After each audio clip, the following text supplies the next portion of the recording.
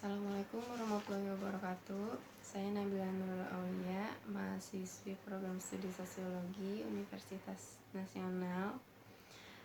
Saya akan melaksanakan tugas dari mata kuliah sosiologi perdesaan dengan review sebuah video yang berjudul Perbedaan Perkotaan dan Pedesaan oleh Profesor M. Tanga Darwin. Pertama-tama saya akan membahas dari struktur sosialnya. Struktur sosial masyarakat perkotaan itu sifatnya heterogen, dalam artian memiliki budaya, etnis, suku yang bermacam-macam, juga agamanya juga bermacam-macam.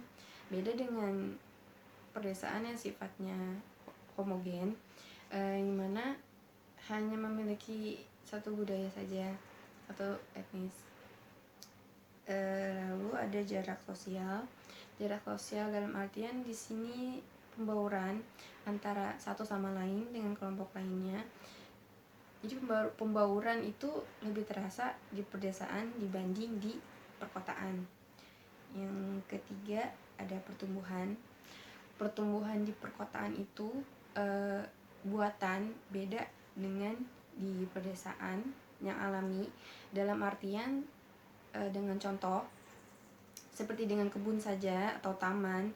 Di perkotaan saja bahkan itu buatan, seperti lahan terbuka hijau buatan, taman. Beda dengan yang di desa yang memang dari alamnya, dari sananya sudah ada, seperti hutannya, ladangnya, pegunungannya, dan lainnya.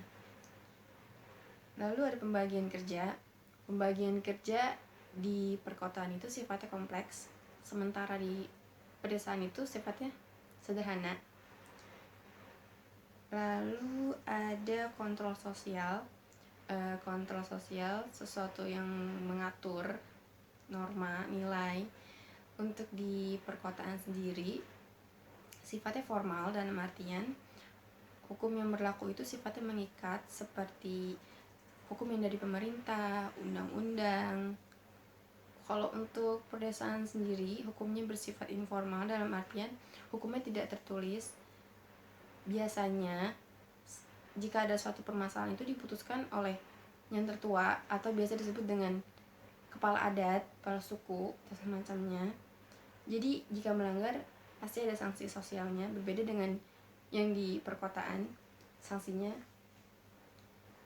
Lalu pemukiman di perkotaan itu sifatnya tertata, jadi berdasarkan teknologi yang ada. Jadi tidak sembarangan seperti di pedesaan. Sembarangan dalam artian di sini, kalau di pedesaan itu menyesuaikan saja di mana ada seperti tanaman atau sumber-sumber untuk sehari-hari lebih banyak, mereka akan ditempatkan seperti itu untuk membangun rumahnya. Lalu ada mobilitas sosial.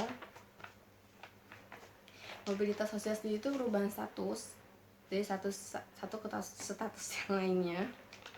Untuk di perkotaan itu sifatnya cepat. Sebagai contoh, untuk pekerjaan saja itu, jika ingin naik jabatan, pasti orang itu akan saling bersaing satu sama lain untuk mendapatkannya. Maka dari itu pasti mereka melakukan satu lain hal, bisa dengan kerja sampai keluar kota, melakukan tugas lainnya yang berpindah-pindah tempat. Beda dengan di pedesaan yang hanya itu saja lingkungannya, ikatannya hanya itu saja. Jadi sangat berbeda di sini. Lalu untuk sifat individualitasnya sendiri, untuk yang di perkotaan itu tingkatnya sangat tinggi, dalam artian mereka hanya mementingkan bagaimana diri mereka tanpa memikirkan orang lain, tanpa mementingkan orang lain atau lingkungan sekitarnya. Sangat berbeda dengan di perkotaan yang mementingkan orang lain juga gitu sifatnya. Untuk yang di perkotaan sendiri itu minim banget sama interaksi sama sekitarnya. Seperti contohnya aja untuk masyarakat perkotaan yang ada di apartemen, tentu mereka itu mungkin hampir tidak pernah bertemu. Bertemunya mungkin itu juga hanya di lift. yang mana mereka juga bahkan nggak tahu apa itu bertetangga atau tidak. Selanjutnya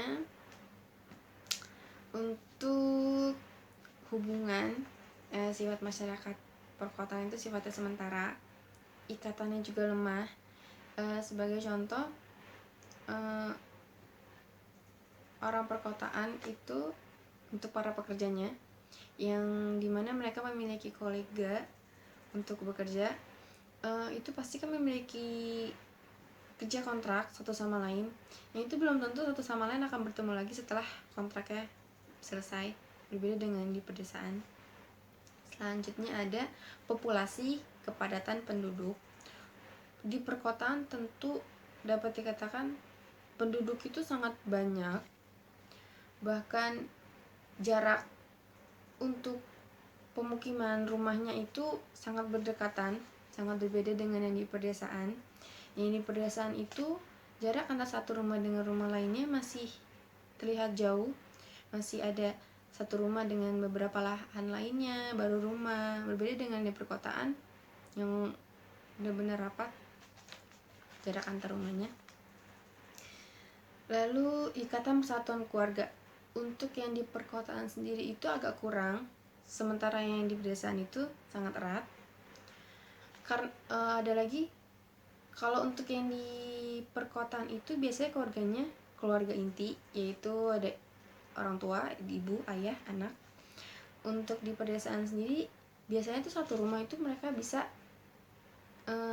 kayak anak pertama tinggal di sana, anak kedua dengan anak-anaknya lagi. Jadi dapat dikatakan joint family atau keluarga besar. Jadi keluarga lainnya ikut bergabung di satu rumah yang sama. Lalu polusi, jelas sekali untuk polusi itu sangat jauh, sangat timpang. Karena di perkotaan itu transportasinya, segala macamnya itu benar-benar menghasilkan polusi udara yang sangat berbeda dengan yang di pedesaan tentunya. Pedesaan sendiri masih banyak lahan-lahan hijau dan yang lainnya untuk meredam itu semua. Lalu ada agama. Untuk agama, tingkat religiositas masyarakat perkotaan itu sangat rendah. Mereka itu lebih ke duniawi. Jadi ketaatan sama agamanya antar dengan masyarakat pedesaan itu jauh. Masyarakat pedesaan itu religiositasnya tinggi, taat sama agama, percaya sama Tuhan, jauh dengan yang ada di perkotaan. Lalu area atau wilayah, untuk di kota itu ada, seperti yang kita tahu tuh ada kota besar, kota kecil. Kalau untuk di desa itu hanya ya daerah desanya aja sama pemukimannya aja, berbeda dengan yang di kota.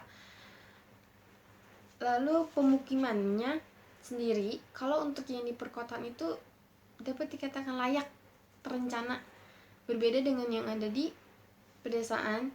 Mereka itu hanya menyesuaikan sumber daya alamnya, jadi kayak dimana ada hewan banyak untuk misalkan untuk menaruh ternak mereka, atau bahkan untuk makan mereka sehari-hari, tumbuhannya dan lainnya untuk mereka makan, mereka akan memilih untuk tinggal di tempat yang seperti itu.